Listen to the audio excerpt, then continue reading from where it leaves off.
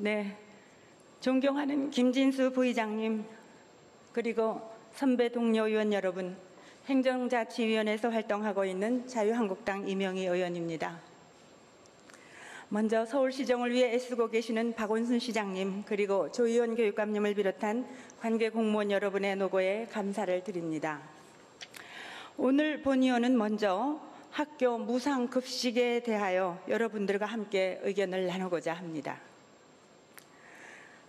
2011년부터 시작된 친환경 무상급식은 2017년 현재 공립초등학교, 국공사립중학교, 초등대안학교 학생 등 63만 2천 명을 대상으로 총 5,050억 원의 예산으로 시행되고 있습니다. 서울시 교육청은 적정급식비 지원을 위해 올해에도 초등학생은 평균 65원, 중학교는 평균 310원씩 급식 단가를 인상하였다고 발표함으로써 학교 급식의 질적 수준을 높이고 있다고 홍보하여 왔습니다. 그러나 실상은 오히려 급식의 질이 저하되고 있습니다. 그 이유에 대해서 교육감님을 모시고 이야기하고자 합니다. 조희원 교육감님은 앞으로 나와주시기 바랍니다.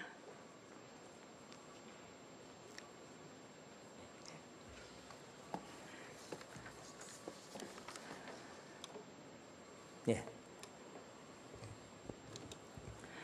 네, 교육감님, 금년도 학교 급식의 단가가 얼마인지 아시나요? 예. 지금 초중고가 조금씩 다른데요. 네. 그냥 4,000원 내외로. 네, 1인 1식 급식 단가는 초등학교는 3,255원, 중학교는 4,730원입니다. 이 급식 단가가 온전히 식재료비가 아니라는 것은 알고 계시죠? 네. 학교 급식 단가는 식품비, 관리비, 인건비를 모두 포함하고 있습니다. 표에서 보시는 바와 같이 2017년도 초등학생 급식 단가가 제가 여기서 잘 안 봐. 이렇게 나가서 해야 되겠네.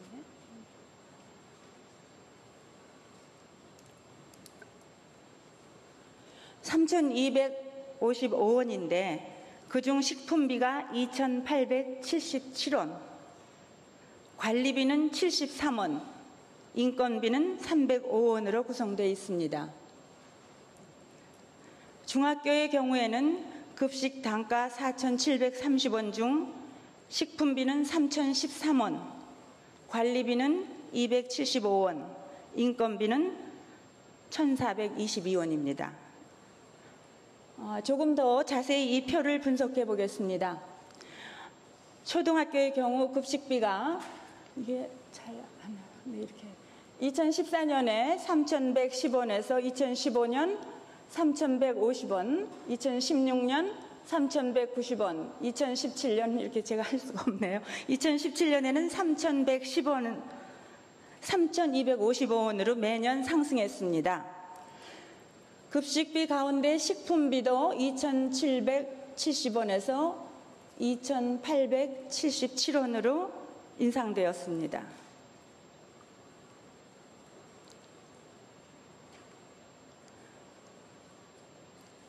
매년 급식 단가를 이처럼 상향 조정하고 있으니까 학교 급식의 질적 향상이 잘 이루어지고 있구나 이렇게 생각이 되게 만듭니다. 그렇죠? 예. 그러나 그 반대로 학교 급식의 질적 수준이 해마다 점점 나빠지고 있습니다. 왜일까요? 그 이유는 첫째, 급식 단가 인상 기준에 있습니다. 교육감님, 해마다 어떤 기준으로 급식 단가를 인상하십니까? 예, 뭐 여러 가지 기준이 있는데 일단 식품비나 또 인건비 상승 뭐 이런 걸 종합적으로 고려해서 예. 네, 소비자 물가 상승률 대비해서 인상하시더군요. 네, 소비자 물가 상승률에 대비해서 급식 단가도 그 인상률만큼 인상한다고 합니다. 표를 보시겠습니다. 2015년도 소비자 물가 상승률이 0.7%일 때 급식 단가는 1.29 상승했습니다. 2016년도에는 이걸로 해보겠습니다. 1.0% 올랐을 때 급식 단가 전체 상승률은 1.27% 올랐고요. 2017년도에는 2.1% 물가 상승률이 올랐을 때 급식 단가 상승률은 2.04% 올랐습니다. 그러니까 물가 상승률에 비해서 전체 급식 단가 상승률도 같은 비율로 올라가니까 참으로 합리적인 것 같습니다만, 학교 급식비는 전체 소비자 물가 상승률에 비교하는 것보다는 물가 상승률 중에서도 신선 식료품 물가 상승률과 비교하는 것이 더 합리적일 것입니다. 왜냐하면 2015년에 물가 상승률이 0.7%일 때 물가 상승률 중에서 신선식품 물가 상승률은 1.6% 올랐습니다. 2016년에 물가 상승률 1.0%일 때 신선식품은 2.3% 올랐습니다. 2017년에는 물가 상승률이 2.1%일 때 4.7%나 식품은 올랐습니다. 거의 2배 이상 식품은 오르고 있습니다.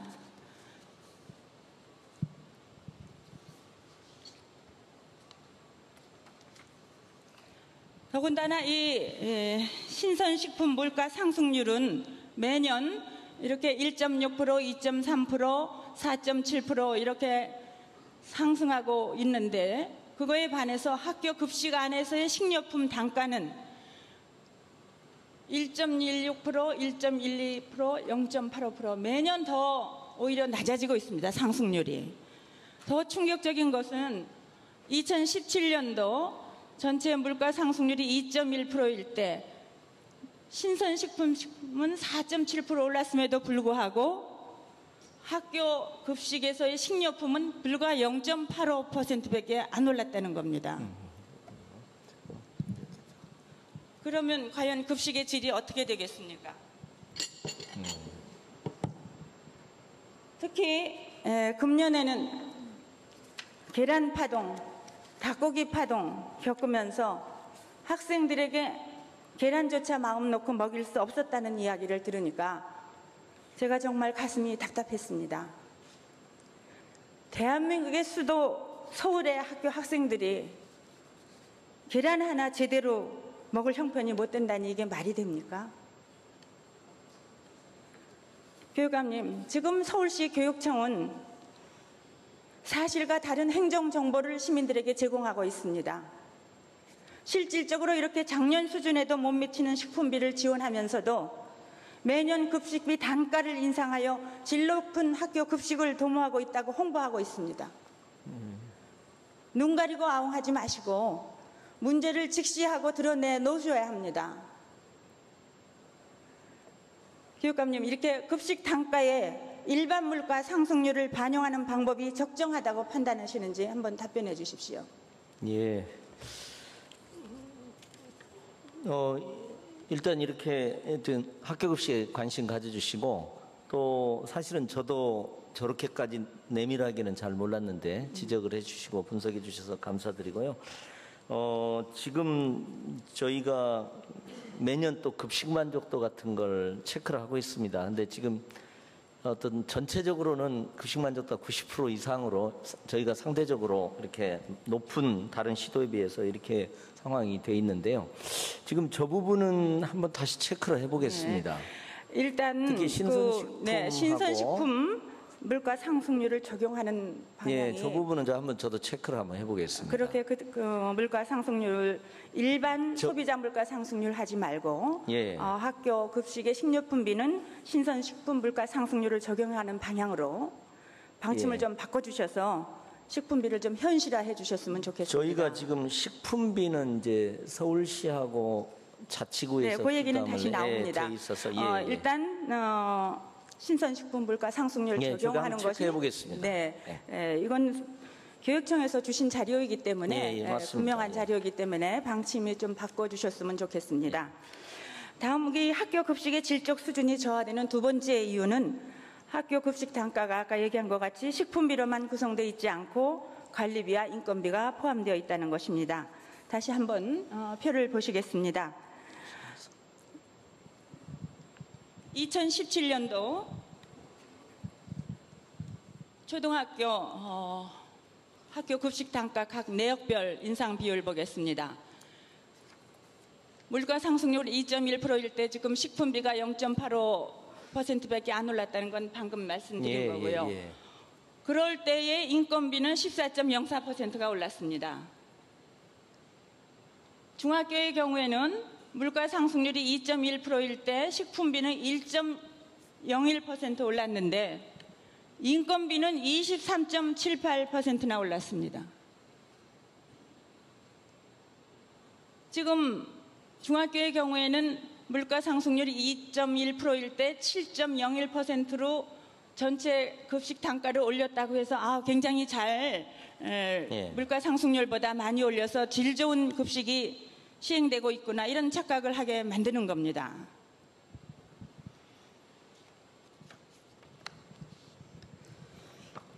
교육감님, 이렇게 급식 단가 안에 과도한 인건비가 숨어 있습니다. 그렇죠? 예. 급식 단가에 인건비가 포함된 이유가 무엇입니까?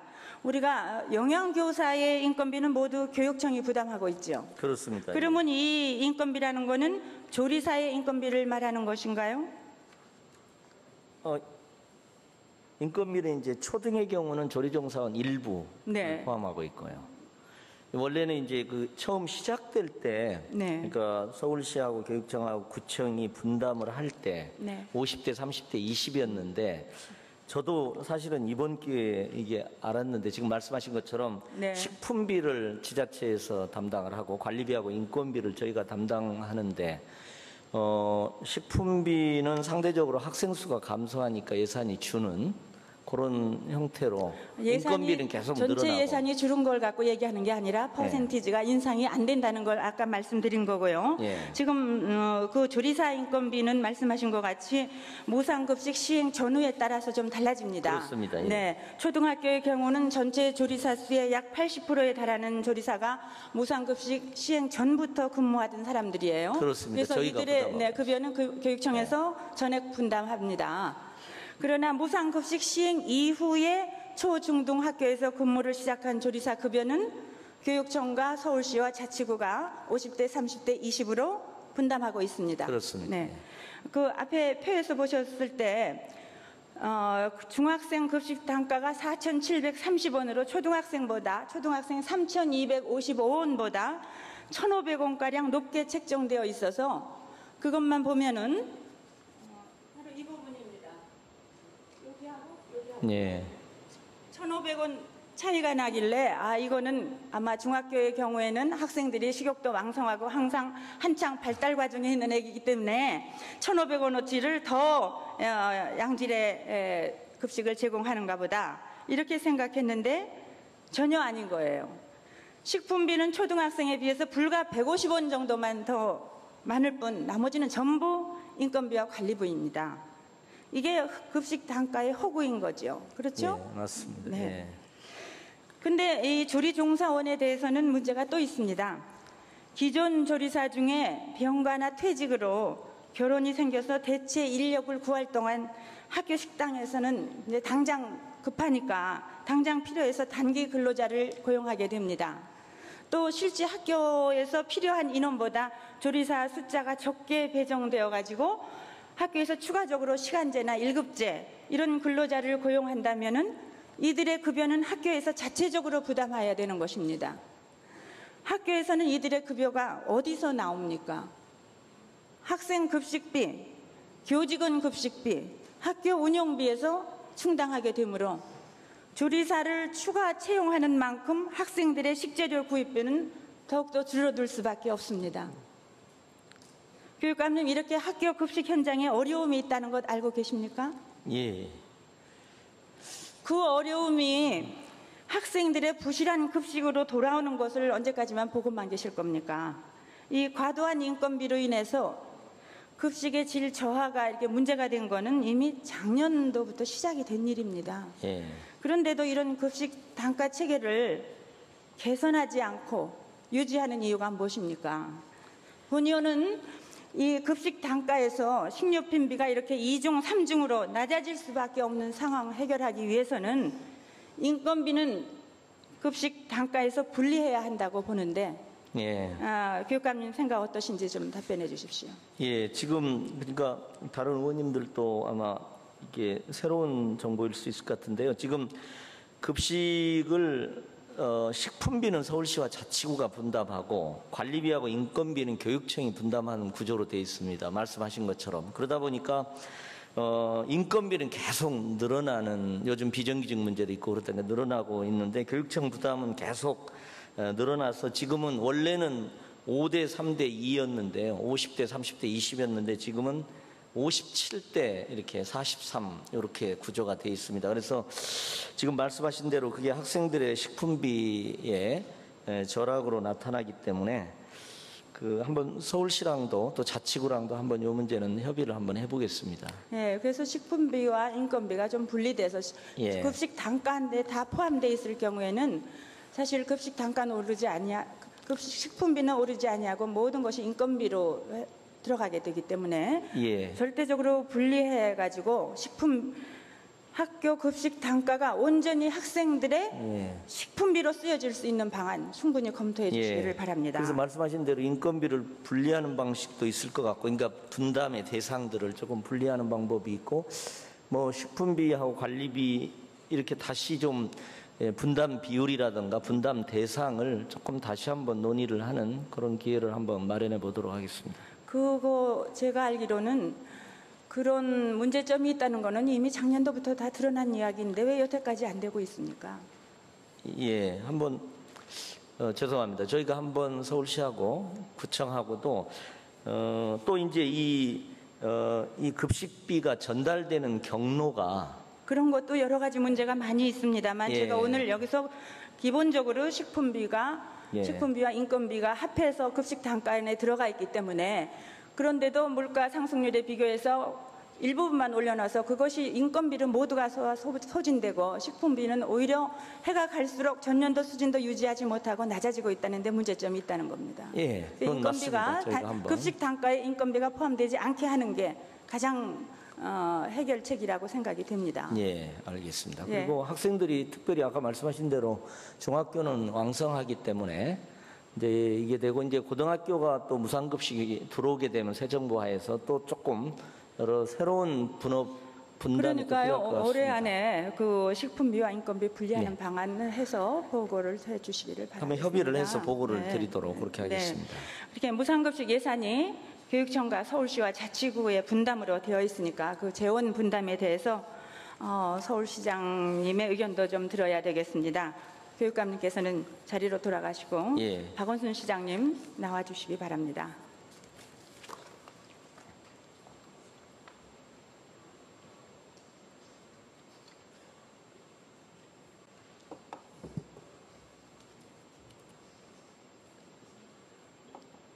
박 시장님, 지금까지 학교 친환경 무상급식을 실시해 오면서 매년 이렇게 급식 단가는 인상되어 왔으나 실제로 식품비 인상은 저조해서 갈수록 급식의 질이 저하된다 하는 심각한 상황을 보셨습니다.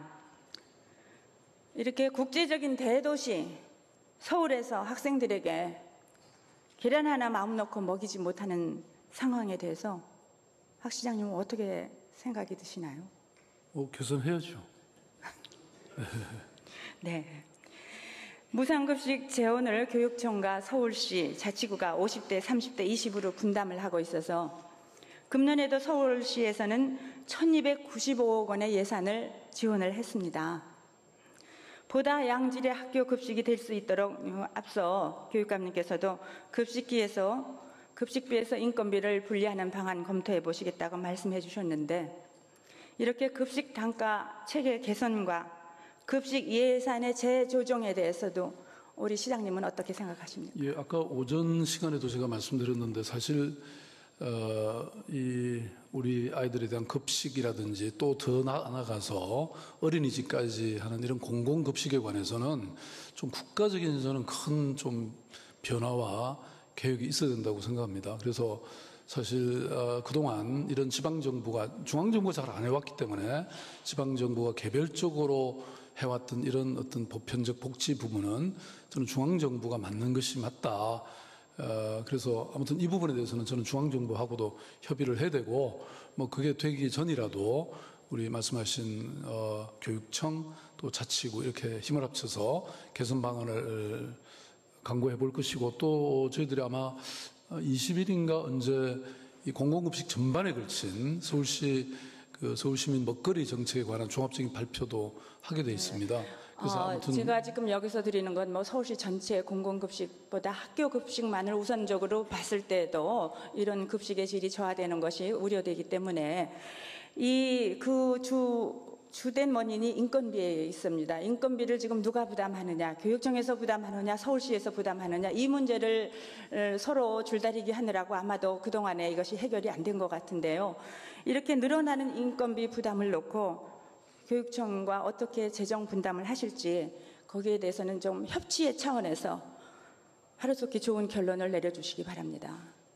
이것이 시민들의 입장에서는 교육청이 내건 시에서 내건 누가 내든 상관없습니다. 우리 아이들의 식단이 훌륭하고 아이들의 학교 급식이 질 좋은 급식을 받기를 원하는 것이지, 지금 그런 생각은 하지 아니하고 어디서 분담할 것인가를 놓고 시위를 끌어서는 안 될 거라고 생각이 돼서요. 하루속히 개선해 주시길 바랍니다. 네, 급식 문제 외에 시장님께는 특별한 질문이 하나 더 있습니다. 본의원이 지난 2015년 11월 25일 본회의에서 2000년 역사도시 서울 조성과 도시 경쟁력 강화라는 주제로 시정 질문한 바 있습니다. 시장님 기억하시는지요? 예. 네. 당시 내용을 간략하게 말씀드리면은, 서울은 2000년 역사도시임에도 서울시의 역사문화정책이 4대 문안 조선왕조 600년에만 머물러 있다는 것과, 시민 여론조사 결과 서울 시민의 3분의 2가 서울이 2000년 역사도시라는 사실조차 모르고 있음을 소개하면서 시장님께서 2000년 역사도시 서울에 대한 다양한 홍보와 교육, 역사인식의 변화와 시민 공감대를 형성해 줄 것과 이를 위한 7가지 실행 전략을 제가 제시하고 보다 구체적인 비전과 정책으로 추진해 줄 것을 주문하였습니다. 이에 대해서 시장님이 어떻게 말씀하셨는지 영상을 준비했습니다. 함께 보시죠. 그래서 오늘 전반적인 2000년 역사도시 추진 필요성과 7가지 실행 전략에 대해서 말씀을 드렸습니다. 앞으로 내년도에 시장님께서 어떤 방향으로 어디까지 추진하실지 좀 의지를 밝혀주시기 바랍니다. 네, 뭐 좀 전에 말씀드린 것 같이 서울이 가지고 있는 저는 정체성, 우리가 가지고 있는 자원을 극대화하고 활용해야 결국 서울이 향후에 이 시민들의 스스로의 정체성, 자부심을 가지게 되고 더 나아가서 어떤 관광 도시로서의 명성도 더 확대할 수 있다고 생각이 되는데요. 그리고 그 핵심이 바로 역사가 아닌가 싶습니다. 서울은 아까 지적해 주신 것처럼 이미 고대, 심지어는 그 이전 이 구석기, 신석기 유적이 있지 않습니까? 그래서 이 모든 것을 이 한강이라고 하는 위대한 정말 한반도의 아주 어머니 같은, 젖줄 같은 이런 그 한강의 아주 핵심적인 부분이 바로 서울이기 때문에 이런 모든 역사를 잘 정리해서 어떻게 하든 서울이를 더 빛나게 만드는 일이 필요하다고 생각하고요. 네, 시간 관계상 여기서 끊어주세요. 네, 시장님께서 당시 저렇게 의욕적으로 답변을 해주셨는데 과연 2016년, 17년을 지나면서 2000년 역사도시 조성 사업이 어디까지 와 있습니까? 그동안 어떤 노력이 가해졌고 어떠한 성과를 보이기 시작했는지 알 수가 없습니다. 본 의원이 보기에는 역사 인식에 전혀 바뀐 것이 없고 시장님의 포부는 공연불이 되지 않았나 하는 생각이 듭니다. 한 가지 예를 들겠습니다. 2016년 3월 9일 날 본 의원이 37명 의원들의 찬성으로 서울특별시 2000년 역사도시 기본조례안을 발의해서 본회의를 통과했습니다. 그런데 같은 해 9월에 시장님의 제안으로 기본조례가 전부 개정되었습니다. 개정 제안의 요지가 무엇이었는지 기억하십니까? 잘 모르겠습니다. 네. 우선 조례명을 서울특별시 2000년 역사도시 기본조례에서 서울특별시 역사도시 기본조례로 변경하였습니다. 2000년이라는 문구를 조례 제명에서 삭제한 것인데 그 이유가 무엇인지 시장님 아십니까? 의원님, 네. 우리가 2000년이 넘는 역사도시인데 그걸 어떻게 몇 년 만에 다 그런 이념을 실현할 수 있겠습니까? 조금은 긴 관점에서 봐주시면 좋겠고요. 그 2000년 역사도시 서울의 이 조례를 2000년이라는 말을 뺀 것은 왜 2000년으로 제한하냐? 훨씬 더 확장적으로 봐야 된다. 이렇게 역사 전문가들이 강력히 요구했기 때문입니다. 예, 저 말씀 그 얘기를 저도 들었습니다. 이미 2000년 이상의 역사를 가진 서울이기에 미래 세대까지 고려해서 2000년을 뺐다고 합니다. 그래서 저 무슨 말인가 했더니 BC 18년에 한성 백제가 시작되었으니까 정확하게 따지면은 서울시의 역사는 이미 2030년이 넘었다. 굳이 2000년이라고 할 필요가 있겠는가? 그래서 아예 2000년을 빼기로 했다는데 시장님 이건 납득하십니까? 아니 저는 뭐 우리가 2000년이라고 이렇게 저도 뭐 쓰고 그러고는 있는데 실제는 사실 2000년이 더 됐죠. 네. 그 암사동 유적 같은 경우는 그게 신석기 유적인가요? 그렇게 따지면 2000년도 훨씬 더 넘어서는데 그래서 학자들이 오히려 이렇게 쓰는 것은 적절치 않다고 서울시 저희들이 네. 그 역사도시 기본 계획에 따라서 만들어진 그 위원회에서도 그런 주장을 글쎄요, 해서 위원회에서 그런 얘기를 했는데 본 의원이 제안했던 2000년 역사도시 기본조례의 취지와 방향은 그런 풍납토성 보상과 같은 백제 유적을 복원 재생하는 문화재 정책도 중요하지만은 근본적으로 선행돼야 될 것은 역사 인식의 전환이고 시민 공감대가 이루어지게 하는 것이고 시민들이 함께 2000년 역사를 누리는 방향으로 가야 된다 하는 것이었습니다. 그런데 2000년 역사도시로서의 이 정체성도 아직 확립되지 않은 상황에서 성급하게 조례명을 변경하고 조례상의 목적과 정의를 전면 수정한 것은 본 의원이 의도했던 2000년의 그 역사성 이것을 축소하고 오히려 후퇴시키는 결과를 낳았다고 봅니다. 그렇지 않습니까? 아니 2000년도 더 된다는데 자꾸 2000년도 아니 2000년이라는 얘기 2000년의 중요성은요 2000년이 도시로서의 수도로서의 역할을 했던 것을 얘기하는 겁니다.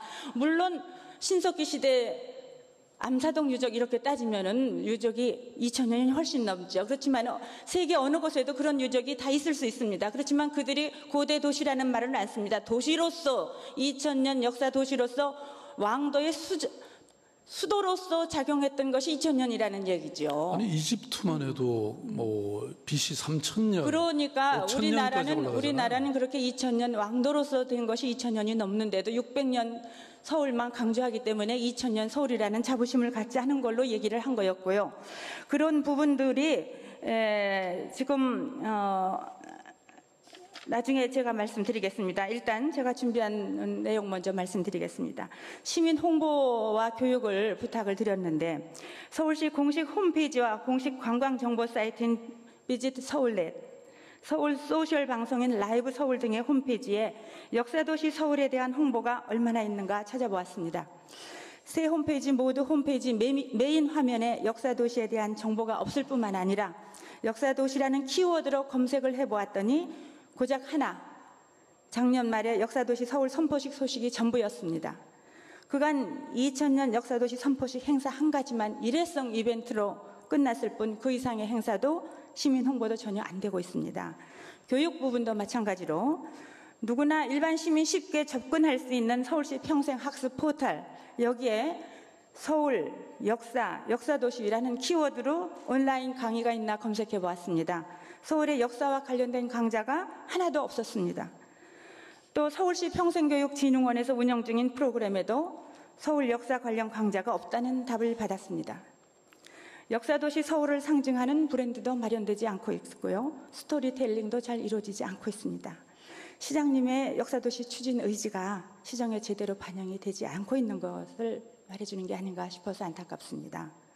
시장님께서 이런 사실 알고 계셨습니까? 의원님 그렇지는 않고요. 지금 그러니까 2000년이라는 이름의 역사도시에 관해서는 말씀하신 그런 논란이 조금은 있고 어쨌든 역사도시 서울 전체에 관해서는 이미 많은 홍보와 교육과 이런 스토리텔링이 이루어지고 있습니다. 예컨대 한양도성 그러면 아마 한양도성에 관련된 이 내용을 네. 찾아보시면요. 예, 한양도성 당연히 그거는 그게- 그전부터 있었던 얘기죠. 600년의 역사에 대한 스토리텔링이라든지 그런 건 있었는데 좀 더 넓혀서 2000년 역사를 위한 스토리텔링을 새로 개발해 주십사 하는 얘기를 드렸던 그러니까 거고요. 2000년 역사도시라고 하는 표현에 따르는 별도의 홍보 계획은 아직 없지만 예, 예. 서울시가 그래서 이제 그런 방향도 앞으로 추구해 나가야 될 방향이 아닌가 싶어서 그래서 이렇게- 점검을 중간 점검을 제가 해본 겁니다. 네, 여러 가지 어떤 사실 뭐 역사도시 기본계획이라는 게 작년 11월 달에 이제 네. 만들어졌고 네. 금년 2월에 역사도시 서울위원회가 이제 만들어졌고 그게 분과위원회가 만들어졌는데요. 그 중에 하나가 네. 바로 연구, 교육 뭐 이런 부분입니다. 그래서 네, 아마 그 역사도시 서울위원회 운영에도 좀 문제가 있습니다. 역사도시 서울위원회가 그 용역을 주어서 2000년 역사도시 기본계획이란 마스터 플랜을 세웠으면은 이 계획을 실행해 나가는 컨트롤 타워 역할을 해야 하는데 실상 그렇지 못합니다. 여기는 위원회니까요. 네. 위원회가 컨트롤 타워를 하기는 힘들고 네. 기본적으로 이제 자문기구인데요. 네. 어쨌든 의원님, 제가 역사에 관해서는 저도 역사학도고 제가 역사문제연구소라는 것도 만들었고 역사에 대해서 너무 지나친 관심을 가져갖고 오히려 지금 굉장히 우리 직원들이 힘들어하는 예. 정도니까요. 아무튼 좋은 조언을 주시면 저희들이 잘 반영하도록 예, 그 그렇게 역사도시 하겠습니다. 서울위원회도 그 자문기구로 만들으셨다고 하는데 시 관계 공무원은 시장님과 문화본부장, 도시재생본부장, 도시계획국장 뿐입니다. 관광체육국장이나 시민소통기획관 처음부터 포함되지 않았습니다.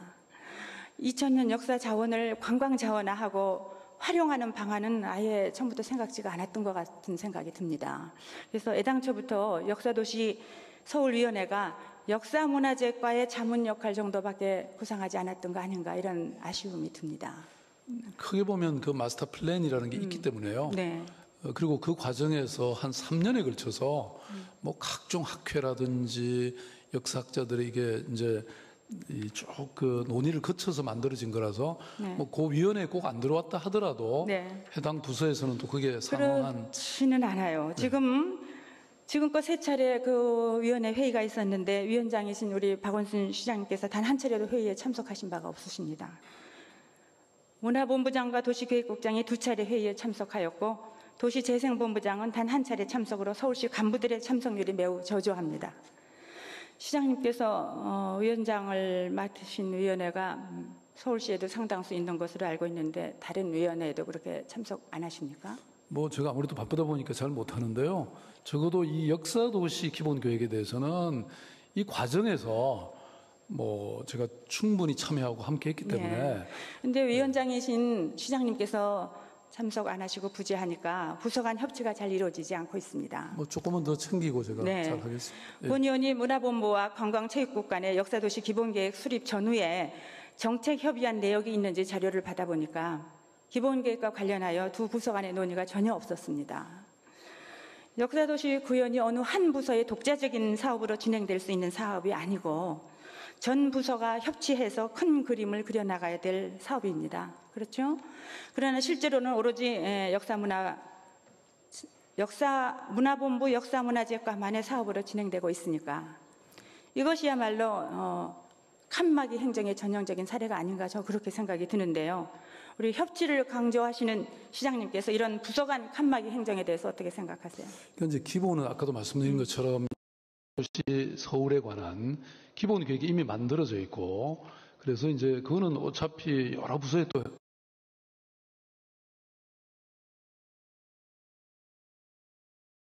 자문을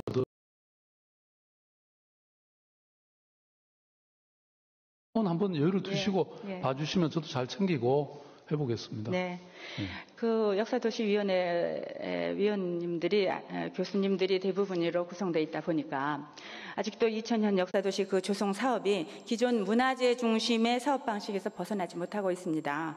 시민 공감대를 형성하는 사업에는 이제 관심이 없고 또 추진 의지도 없는 것 같습니다. 그래서 홍보 부족, 이런 교육 부족, 협치 부족 이런 것으로 결국 2000년 역사도시 추진 사업이 지지부진하게 하는 둥 마는 둥 끝나지 않을까 저는 우려스러운 마음에서 드리는 이야기입니다.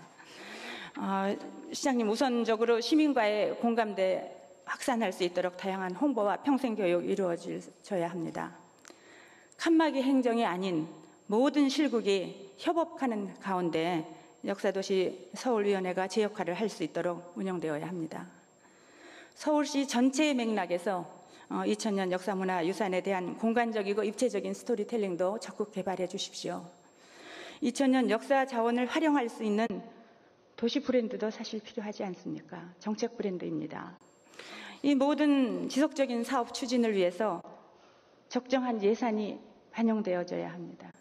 시장님, 추경 예산이나 내년도 2018년도 예산안 편성에 이에 대해서 적극 고려해 주실 수 있겠습니까? 예, 그럼요. 지금 우리 이명희 의원님이 이제 이만큼 역사도시에 대해서 관심을 가져주신 게 우선 저희들은 고맙죠. 시의원님들이 또 적극 이렇게 협력해 주셔야 예산도 좀 잡히고 또 사업도 더 강력히 추진될 수 있으니까 지난번에 이어서 또 이번에도 역사도시에 관해서 이렇게 많은 제안도 해주시고 또 이렇게 체크도 해주시니까 더 잘 될 것 같습니다.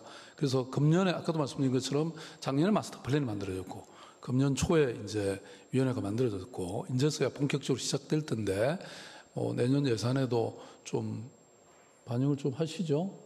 그러면 의원님 좀 잘 챙겨주세요. 시의회에서 안 깎이게.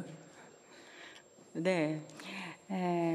본 의원은 우리 박원순 시장님께서 역사에 대해서 역대 어느 시장보다 많은 관심과 애정 갖고 계신 것으로 알고 있습니다. 그래서 저는 시장님 재임 중에 서울시가 2000년 역사 도시로 이렇게 격상이 되고 서울 시민에게는 정말 자랑스러운 서울 시민이다 하는 그런 자부심과 자긍심을 심어준 시장으로 기억될 수 있기를 바라는 마음에서 이런 질문을 드린 것입니다. 네. 앞으로 내년도 사업에 또 많은 예산도 편성을 해주시고 시장님이 계속 역사도시 서울위원회 위원장으로서 더 많은 배전에 관심을 가지고 더 많은 공무원 간부 여러분들과 함께 이 사업을 진행시켜 나가 주셨으면 좋겠습니다. 네. 총체적으로 이루어질 수 있도록 부탁을 드리면서 이 사업이 시장님의 역점 사업인 협치 사업으로 자리매김하면서 아울러 서울시의 컨셉을 바꿔서 시민들의 자랑이 되는 서울 만들어 주시기를 부탁드리겠습니다. 네, 그렇게 하겠습니다. 네. 이상으로 시정 질문 마치도록 하겠습니다. 경청해 주셔서 감사합니다.